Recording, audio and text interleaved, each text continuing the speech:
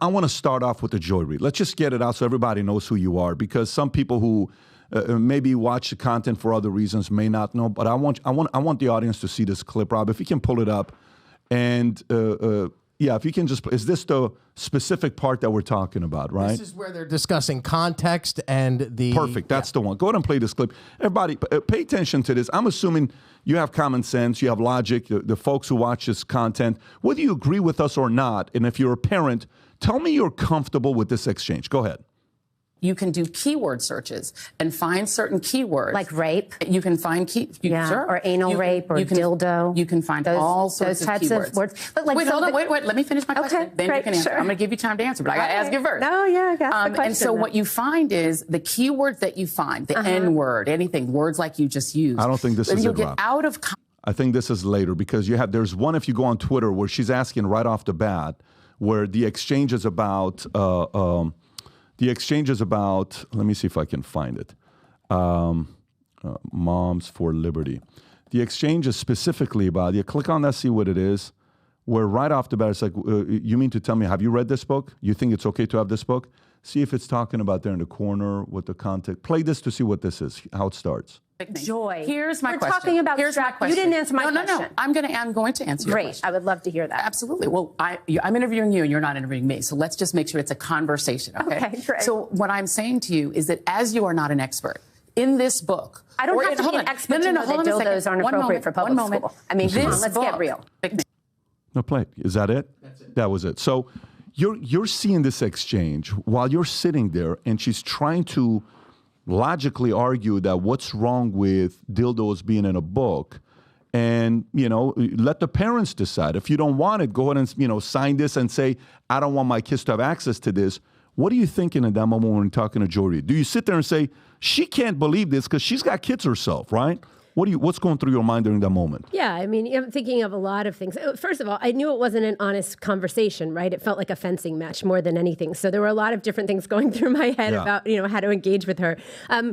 Previously, I had said to her, explain to me the context. I think that was the clip you were talking about. Explain to me the context around the strap-on dildo that makes it acceptable for public school. And she couldn't answer that. She refused to answer it the entire time we were having the conversation. So yeah, I mean, what you really want to ask Joy is, Joy, you're going to read this to your kids at bedtime? You're going to open up the book and talk about how the young man in All the Boys Aren't Blue was anally raped by an adult family member as a child? No, of course not. No one's reading that to their kid at bedtime. So it's a disingenuous conversation. I told her that when we were talking about it. But, I was happy she had me on. It was an incredible opportunity to be able to, engage on this issue in a way where people could really see how what a horrible argument they have. Yeah. So first of all, why don't we go back to, you starting this company, for some of the, you and yourself and the two founders that started it. Motive, what was it? Was it a call? Was it a tipping point? Was there one event that took place where you said, you know what? This is too much, and we got to do something about it. When did that happen? So there are two co-founders, me and then Tina Deskovich. And Tina served in Brevard County, Florida. I served in Indian River County, so just a few hours north of here. We served on school board. We saw some of the ideology creeping in. I'll be honest, I think, especially my county, a bit of a bubble. So a lot of the ideology that, you're seeing around the country wasn't in our school system at that point. It certainly is now. But during COVID, there was just, it was the obliteration of parental rights. It was shocking to me. You'd have parents coming to the podium, Patrick, talking about masks were hurting their child. Tina remembers a story about a mom coming to the podium and speaking to the school board and saying, my daughter's deaf. She has trouble seeing out of one of her eyes. She's being forced to wear a mask. I have a mask exemption. You're not letting my child use the mask exemption. And when she wears her glasses and the mask, if you wear glasses, your glasses fog. And so now she can't hear, she can't read lips, and she's having trouble seeing out of the one good eye she has. This sounds, it's shocking. And the school system was like, sorry, no mask exemption. And so a system that normally is about making accommodations for kids, right? Because you have 4 kids, every child is totally different, and they need different accommodations. So a system that used to do that and try to do it well had totally thrown that out the window and just really elected officials abdicated their authority to bureaucrats. That's what I saw time and time again. And so we saw parents coming to the podium and they were upset and they didn't know how to advocate. They were yelling. They were getting frustrated. Their mics were getting cut off across the country. They didn't know who held the levers of power in order to make change happen, right? Someone would say, I'm going to report you to the county commission. Well, in Florida, the county commission has nothing to do with the school board. And so we knew that parents needed a roadmap on how to be effective advocates. And Tina and I were prepared, by the grace of God in our time on school board to be able to show parents how to fight back. And was there a tipping point where it was kind of, because some of this stuff, it seems like it just happened suddenly in the last 4 years. Prior to that, I mean, I remember living in L.A. and, Prop 8 or whatever that was going through, hey, here's what they're going to be doing, and gay marriage is going through this, and, you saw President Bill Clinton, marriage is between man and woman, and then afterwards, you get to choose who you want to marry. So it's been a gradual evolution that's been taking place the last 30 years, but it's been gradual.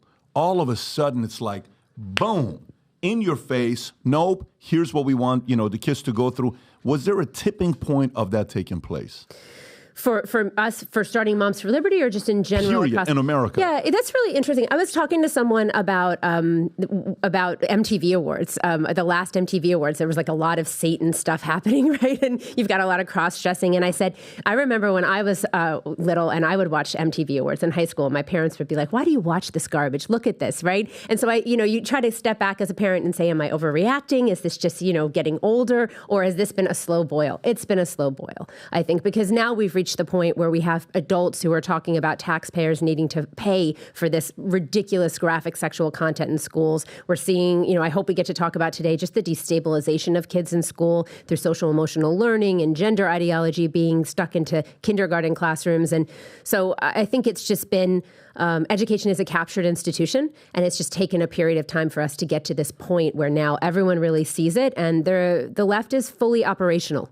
And that means that we get to see all of the things that they're doing very clearly. As a parent that's listening to this, who feels helpless, right? You're like, hey, I don't have money to put my kids into private school. I don't have the ability to do homeschooling because I need my income and her income, so we're both working. I can't take the kids out, so I can't do homeschooling. I can't do private school. What can I do to fight against the stuff that's being fed to my kids when they're coming home? I feel kind of helpless.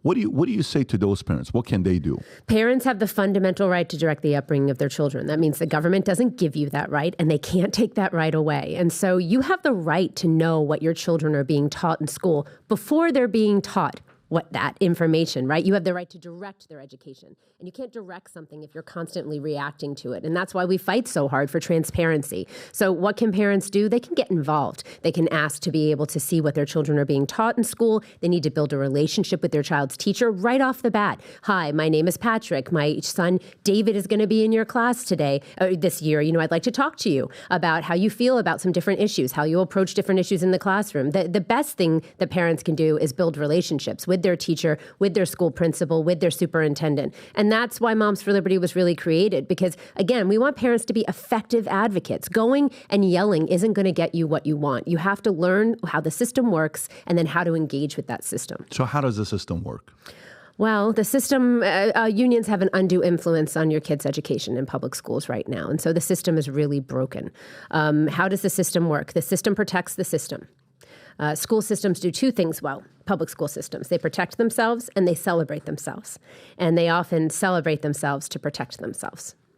They're known for being the largest union, right? I mean, they got, I don't know how many exact members they have, but that is probably, one of the most powerful political organizations today in America where, that's one of them.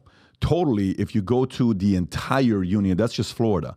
But if you look at the biggest unions in America, just type in the biggest, largest unions in America, I think it's 3.2 million members, and they're number one. If I'm not mistaken, zoom in right there. National Education Association since 1857, 3+ million members is what they have. This is a behemoth of an organization. So they run the Democrat Party. No question. No question. So that level of influence, how do you fight against a level of influence that powerful? Well, I mean, it's not easy, I'll be honest with you. And I don't know that funders on the right really truly understand the amount of money on the left that the unions are able to put into elections. 99% of the donations by unions, the NEA, the AFT is part of the AFL-CIO, that's the American Federation of Teachers. That's Randy Weingarten. So NEA, Becky Pringle, AFT, Randy Weingarten. Everybody knows, you've seen Randy Weingarten. She was very cozy with Joe Biden. He had his arm around her, right? They're big buddies. They are the foot soldiers of the progressive far left. They make stuff happen. How do you fight against it? You get involved. I mean, Moms for Liberty, we are building a grassroots army. Patrick, that is what we are doing. Every day, it's about decentralized leadership, finding the very best leaders across the country to serve as chapter chairs, and they are building an army of people to fight back and to reclaim our public education system. For a long time, the conservative movement has really ignored public schools. And we've ceded the ground to the left. That we focused a lot on school choice, and I believe in school choice. Parents should have the right to choose where their kids go to school, and we believe in education freedom. But at the same time, there is always going to be a very large percentage of kids in America that are going to public schools. And they are being taught to hate our country and to hate each other right now, and that has to stop. So you recently had a debate with de Blasio, I believe, right? You guys had a debate. And that was, an hour and 20-minute debate. How was that experience? Because, there's a lot of videos going around of guys that are TikTokers or YouTubers taking pictures with Bill and saying, hey, you ruined the city, you destroyed the city, you're a piece of this. I mean, they're just not fans of what that guy did. What was that experience of you and him debating for an hour and 20 minutes? Yeah, it was interesting. So it was at the Orlando Public Library, a group called Incubate Debate. James Fishback, he's great. He's been helping high school students to bring debate back, honest debate back. Conservative positions in debate are being totally squashed in high school debate. And so he asked me if I'd come debate Bill. I was happy to go do that. It was an interesting experience. We started off, he came up to me and he said, wow, you're tall. And I said, you're tall too, Bill. And he said, well, I think we'll be able to find some things to agree on. And I said, well, great. I said, like, what is a woman? And you can see at the beginning of the clip of the video, he goes, Tiffany, you're starting already. And I said, I'm just getting warmed up. Right. That's cool. And then we sat down. Yeah. I mean, and I you have some of the books. There's a book called This Book is Gay that shows, I don't know what I'm allowed to say on your show. Am I pretty good? Yeah. All right. So there's a book that shows how to give hand jobs and blow jobs and tells, don't use your teeth and how to use two hands. And I don't think you might have it. Right there. Yeah, it might be in here. Or actually the book I'm talking about is Let's Talk About It. But there's some really interesting things in here as well. And so I showed him the book, and there are these pictures of drawn penises and hand jobs. And I was saying, Bill, here, look at it, hold it. Like, this is what we're talking about. Let's have an honest conversation. And he wouldn't even touch the book, wouldn't even look at it. Why wouldn't he touch the book? I don't know. I mean, I think it's just much easier to pretend like it isn't happening if you're not actually holding the book and looking at the pictures. Rob, can you pull up one of the things you have here on the excerpts on This Book is Gay? Can you pull this up? I think it's the third one that you have right there. Is this the one that we were talking about? Go up a little bit. Right there. Zoom in a little bit. That one that says perhaps the most important skill. This is written by transgender author Juno. It's marketed as a best-selling exploration of sexuality and gender for young adults. Dawson writes in one of the chapters, perhaps the most important skill set to master as a gay or bi man is a classic timeless, the hand job, right? And then it continues talking about, what you do to finish off your partner. Being on the bottom makes a dude less manly than his partner. He is literally taking it like a man. Like, this book is in schools. This book right here is banned apparently only in 15 states. You mean the other 35 states allowed this book to be in their schools? Yeah, taxpayers shouldn't have to pay for leftist propaganda. What's their logic of saying it's okay to have this book in the school? Well, I mean, it's really boiling down to what, Bill was saying was that there's a First Amendment issue. He kept saying this is a slippery slope. If you take this book out of school, then where do you stop? And, when it comes to kids and sexualizing children, that's a hard line. I'm willing to have a conversation, Patrick, about the fact that, yeah, of course, I think, if you start taking everything out of schools, then I think it's important to have an honest conversation about what should be taught, what the standards are, what the curriculum is. And we should talk about that, right? How do we decide what actually gets taught in school? It turns out it's not, the teacher just doesn't wake up every day and decide what to teach. There's a very clear-cut roadmap for teachers, especially in Florida, about the standards and the curriculum that's chosen to accompany those standards. But the truth is that this is just nonsense. So who was the author, Rob, that they just automatically banned all his books and they were not selling it and it was offensive and this is not appropriate? This was like 2-3 years ago, 4 years ago. Who's the most famous author that wrote books for kids and he had a TV show or something? What's his name? Are you talking about J.K. Rowling? Not J.K. Rowling. Okay. I'm talking about he's dead. He's not around. Do you know which one I'm talking about? Kids' books? You know his name? Dr. Seuss. Dr. Seuss, right. Yeah. Which books did they ban by Dr. Seuss? And why was it banned? So Dr. Seuss books that were banned. What were the list of books that they're no longer publishing? And they were changing some of them. Here we go. 6 Dr. Seuss books won't be published for racist images is the reason, okay? So Dr. Seuss, who helped raise a lot of kids, okay? He was loved. He did great things. They're worried because of a couple, these are the titles, right? And to think that I saw it on Mulberry Street or if I ran the zoo or On Beyond Zebra, whatever these names of these books are, these were banned because they're somewhat offensive today. But no, it's totally okay to have a book teaching other boys how to give hand jobs. And by the way, it doesn't stop there. These books continue. I have another one that says All Boys Aren't Blue. That's the stuff that they say in this book, which is ridiculous. Can you tell the story about All Boys Aren't Blue? I think this is the one that you were talking about with Joy Reid. Yeah, I can. And so in this book, there's a young man, and it's called a Memoir Manifesto. And yep, absolutely. And so this young man is anally raped by his adult cousin, I believe. And so, I mean, there's a passage, we just recorded 60 Minutes. Here's the problem. I've done CBS Sunday Morning. We've been on Cuomo's show. We just recorded 60 Minutes, and we show them the pictures in the books. What did they tell you? They won't show the pictures. CBS Sunday Morning, Martha Teichner. I mean, we showed her the books. My PR person was there with me that helps me, and she was saying, Martha, look at the content. And yet when the show airs, they don't show the actual subject matter that we're talking about. And so in this book, this man is anally raped. He goes into very, very graphic detail about the experiences. And then Joy said to me in the interview, she said, well, what if a parent wants that child to read that book? Maybe we could show that clip because, That's the clip I was looking for, Rob. It's not 19 seconds, Rob.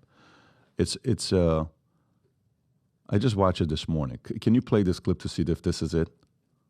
That you have and other Moms for Liberty advocates have to decide that a book, an award-winning book like All Boys Aren't Blue, isn't appropriate for students to read. What is your expertise? What a tragic story of a young man who's anally raped by his adult family member. So you have incest, rape, pedophilia. Joy, you said you'd let me answer, so I'm going to answer Please for you. In what context is a strap-on dildo acceptable for public school? That's my question to you. Tell me what the context around the strap-on dildo or the rape of a minor child by a teacher. Hold on a second. No. Wait, we're talking about public school. One moment. All right. So now you've asked me questions. Sure. I'm going to answer it. Okay. Well, who is the main character? What's the name of the main character in All Boys Aren't Blue?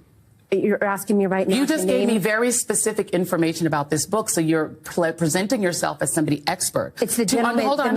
Who's the main character in the book? The main character is the author. What's his name? George, I believe, is his first name. Because you're giving me very specific information that is. You're asking me to remember the name of an author. You the just name remembered of the author very specific names. Joy. Here's my question. We're talking about Here's my question. You didn't answer my question. No. I'm going to answer your question. Great. I would love to hear that. Absolutely. Well, I'm interviewing you and you're not interviewing me. So let's just make sure it's a conversation. Okay, great. So what I'm saying to you is that as you are not an expert, in this book, I don't have to be an expert. No. Hold on a second. Dildos aren't appropriate for public school. I mean, come on, let's get real. This book is a full context story, as you said, of the author's experience. Why is it your right or a Moms for Liberty activist's right to say that a parent who wants their child to have access to this book, which gives a personal experience of this author, why doesn't a liberal parent, for instance, or a parent of an LGBTQ kid, why don't they have a right for their child to just have access to this book? Why is it your right to say they can't? So, again, we're talking about incest, rape, and pedophilia. And each parent,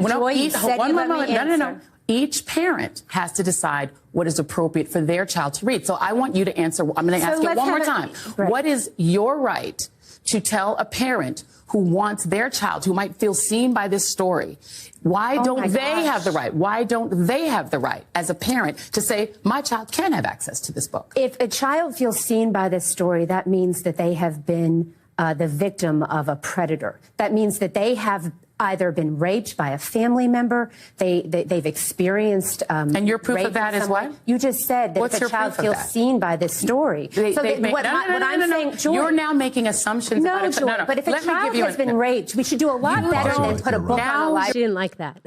Not only, no, but the average parent, so a person that doesn't have kids, they're going to be like, Joy's making a great point. You ain't got kids. A person who's got kids, who maybe even as a liberal is like, look, I don't have a problem if my kid wants to go through this later on in life when they're an adult. But as a kid, why would I want to influence them to go through this themselves? Why would I want to do that? It's lacking logic in the argument. It's just being more tolerant to say what's wrong with having that being available for kids. Somebody wants to go buy that Barnes & Noble, go for it. I don't have a problem with that.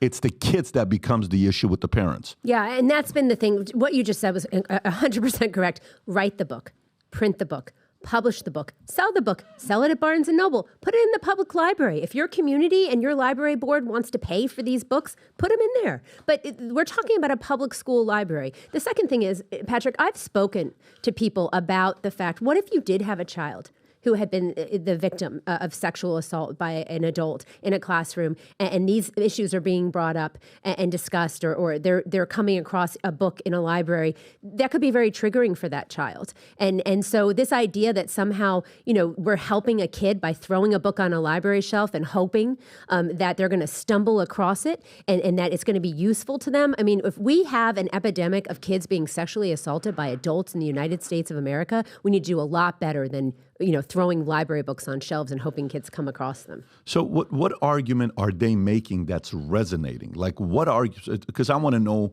how they're winning and making progress. What argument do they make that's becoming more and more, continuous by others to say this is why they have the right argument and you guys are wrong? It's being used as a political bludgeon. Just the idea of book banning, I think it's a fear-mongering Newsom keeps using that, Yeah. And Biden did in his first campaign video. We're going to go, be against the MAGA book banners. Like, no one's banning books. Honestly, we're talking about sexualizing kids, and we're also talking about content in public school libraries, There's only so much money and so much space. So when we're talking about public school libraries, no one's having a conversation about what books should be there, what books are enriching the learning experience of the student and are an extension of the curriculum. So in public schools, you have standards. We'll talk about Florida for a moment. And the standards are a roadmap. Here is what should be taught in this grade, in this year, and here is the sequence that it should be taught in. And then there's curriculum. And as a parent, you can be on like a textbook adoption committee, an instructional materials adoption committee, where you can have your voice heard, other community members can, teachers have their voice heard as well, and they adopt curriculum. That happens every few years, different curriculum is adopted. So, it's not like a free-for-all in the classroom. There's not academic freedom in K through 12 public schools where teachers can just talk about whatever they want anytime they want. There's a roadmap to what should be taught. None of these books are aligned with that roadmap. And, again, when we talk about books in the schools, there's an argument to be made. How old are your kids? 12, 10, 7, 2. Okay, mine are 19, 16, 14, and 12. What the 12-year-old does is different than what the 19-year-old does. No question. Right? And so in high school, can we have a conversation about what books might be appropriate for grades 10, 11, 12 that Possibly. might not be appropriate? Yeah. Sure. Of course. Let's have that conversation, right? But again, that's an issue of local control. And so it's just, a disingenuous argument. What's their argument? It's fear-mongering. Kids don't have unfettered access to the internet at school. You can't just go and type up, how to give a blowjob or how to build a bomb or how to do coke. You can't just go and search for these things in school. There are filters on the internet sites, but no one. Do they actually have them? Filters? Yes. Oh, yeah. You No, meaning you can't go search how to give a blow. You can't do that in No, schools? it'll block you. It won't allow you to go on the internet why, and search though? for certain Why things. do they block Well, it? that's my question. Why would they not want children to have access to that content? And then why is it somehow different when it's in a book versus on the internet? What's their answer when you ask them that? There's no answer. There's no answer. I mean, we're right. So they have no answer Well, to it. what do they spin? How do they spin that? It's not been answered for me. Joy wouldn't answer it. De Blasio wouldn't answer it. It's just they just do a pivot on the issue and say this is this is dangerous for democracy, and we can't. No, it is not dangerous to recognize that children do not need sexualized content. Is there a pattern on the people that are being involved in imposing these policies? Meaning the individuals that are pushing this stuff. Is there a pattern? Are they married? Do they have kids? Are they single? Are they all from the left? Is there a pattern to use analytics to look at and say who is really pushing this on the back? And of course, we know where the money's coming from and what the involvement with Soros and how much money he's funding with different organizations. We know the names that are behind. But is there a pattern on who is endorsing and supporting this messages? Yes, it's the left.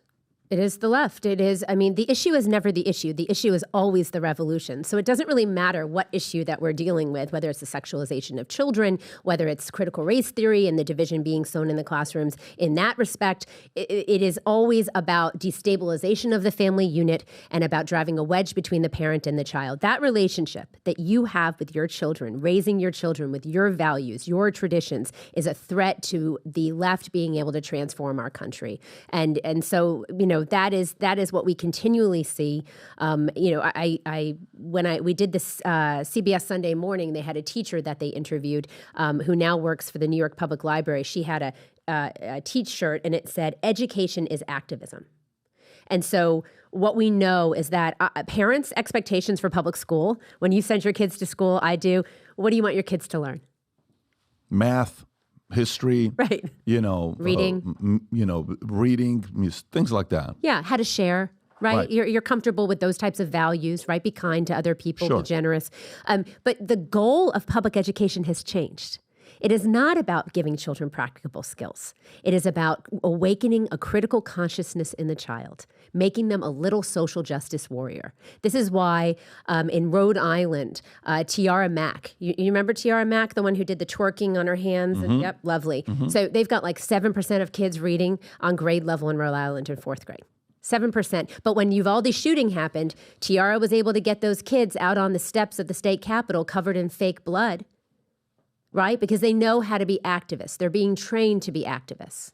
Well, I mean, they're going to lose there because if you can't show results academically and you're taking a hit there, but you're pushing this agenda, you're going to lose long term if that's what's going to happen. However, I'm trying to more look at the folks who have kids who are supporting this, wondering what part of this logically makes sense if you're okay with the books being there, yet you're not okay with the internet being there, where I can search the same exact thing. There's got to be a reason why there's the filter, but not the books.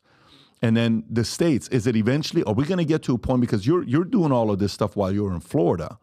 It's very bad in LA. It's very bad in California. We're all over the country. So if you like this clip and you want to watch another one, click right here. And if you want to watch the entire podcast, click right here.